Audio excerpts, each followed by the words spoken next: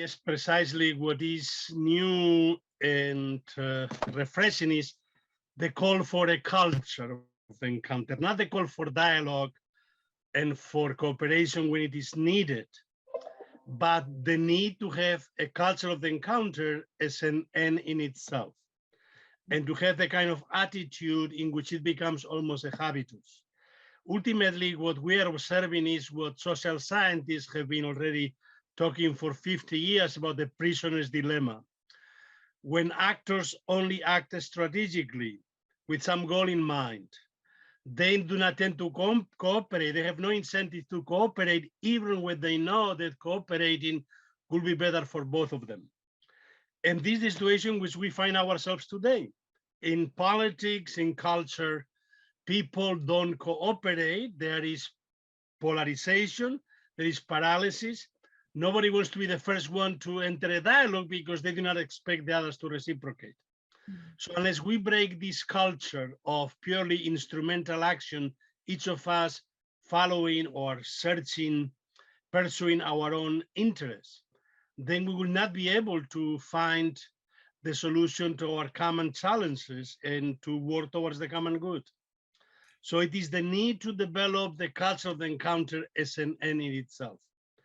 And of course, this means almost demands a metanoia, a change of heart, not a change of mind, but a change of heart. So that the culture of the encounter becomes a habitus, a practice that we do it almost automatically without thinking. And only if we come to this, we are going to be able to solve our global challenges.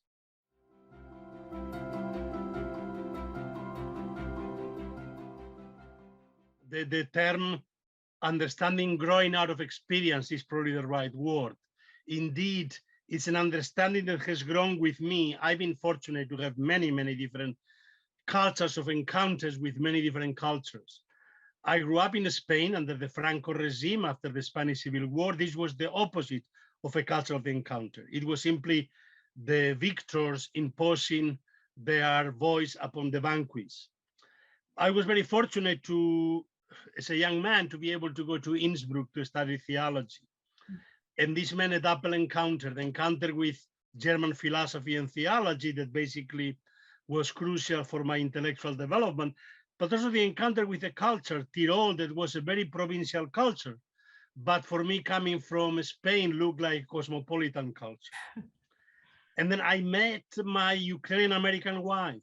And not only the encounter with somebody that speaks a different language and thinks differently, but having to come to terms with Ukraine and what Ukraine meant within the Soviet Union, for me meant to having to rethink all the truths about the Soviet Union that I took for granted. It took me many, many years to kind of change my attitude and be open to these other truths, if you wish. And then coming to the United States to work and to study here.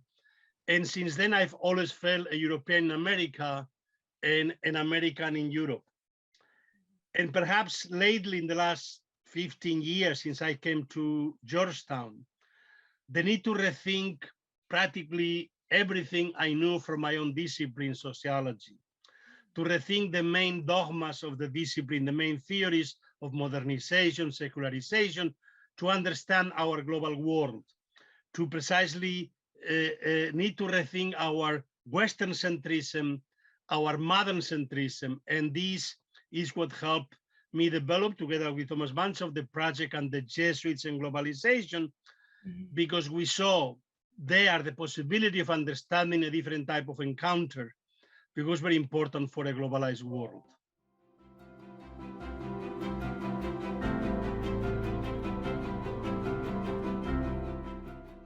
The most difficult has been precisely in the context of Ukraine, in the context of the Donbass war, and trying to work towards peace and reconciliation between Ukraine and Russia. It's very difficult. And here I always come back to the experience of French Catholics during World War II. They realized that they had been at war with Germany for 70 years, and that there was no hope for overcoming this war, this continuous war, unless they started to make the move to contact German Catholics and to work towards peace, a future collaboration in the midst of war. And this is very difficult because you realize the war between Ukraine and Russia is very clearly because Russia does not accept even the right of Ukraine to exist. So how can you have a dialogue with somebody that denies your own existence? And yet, as neighbors, they know in the future, and neighbors, and to a certain extent, cultures which are very close, they will need to overcome these, come to a mutual recognition in truth and justice, and then work towards reconciliation. And this is very difficult. I've noticed every time you try to do something like that. But I guess the experience of every civil war, which is a fratricidal war, but more and more we realize that in our global world, all our wars are fratricidals. Fratelli tutti, if we are precisely all brothers and sisters, then all our conflicts are fratricidal, and they are the most difficult to solve. And there is only through mutual recognition and changing the paradigm from the paradigm of true and false. This was the paradigm of religious wars. When one religion was true, the other was false. And only by changing the paradigm in which each religion has the right to be different, and yet somehow all of them have contributed to a common truth, that only by changing this paradigm, today interreligious dialogue has become more of a habitus, a culture. The culture of interreligious dialogue is perhaps today actually one of the good signs, that even if religions that could not live together, could not recognize each other as equal, have learned to live together today. Today, the problem is not anymore religions do not recognize each other. It's cultures that do not recognize each other. It's moralities that do not recognize each other. So our problem is not anymore religious pluralism. It's moral pluralism, cultural pluralism, the refusal to recognize the truth of the other somehow.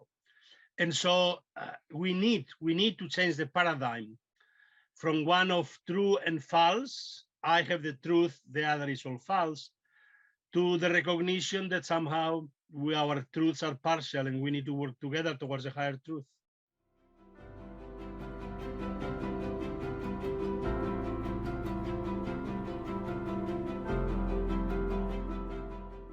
Perhaps the paradox is that today we may find there the model of how to advance towards mutual recognition and to enter dialogue and cooperation without this notion of following my self-interest, but rather a model of recognizing the other and then working together.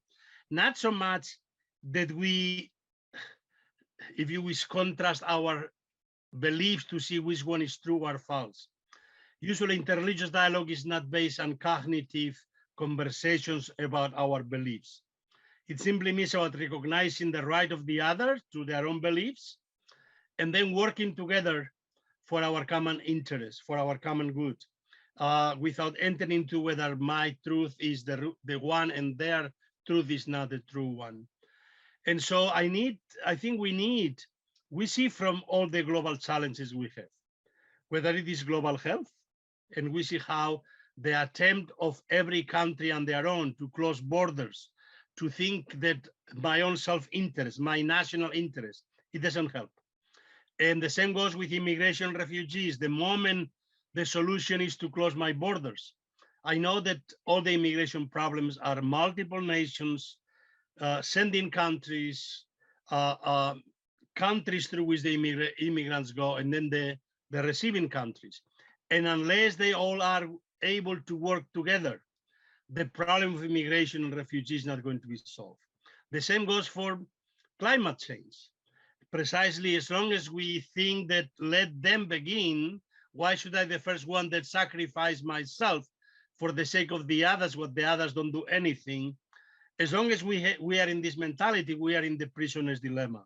And rational choice tells us to act strategically and let the others act first. And so if we all do that, nobody acts first. Nobody wants to start the process. So this is why it is so important that we transfer this paradigm of dialogue. But dialogue is a culture, not dialogue is a means to an end, but it's an end in itself. Then we will not be able to solve the problems. So the more we think in terms of solutions to problems, the less we will find the solutions, because then it's this a form of a strategic instrumental action, means to ends. We have to think differently and realize that this is a question of cultural survival, and that we need to simply think differently to address those issues. Yes, just one follow-up. If you could, a very interesting comment you made about the difference between dialogue as a means and as an end. What do you see is that difference? Well, when I see dialogue as a means, it means I only enter dialogue when I think it's beneficial to me. So when I think I need it for whatever my interest is, then I enter in dialogue. But then once I have this attitude, I only enter when I am convinced that I'm going to benefit from it. And then I wait for the other to make the first move. So this is precisely what is meant about the strategic action, instrumental action, in which everything is a means to an end.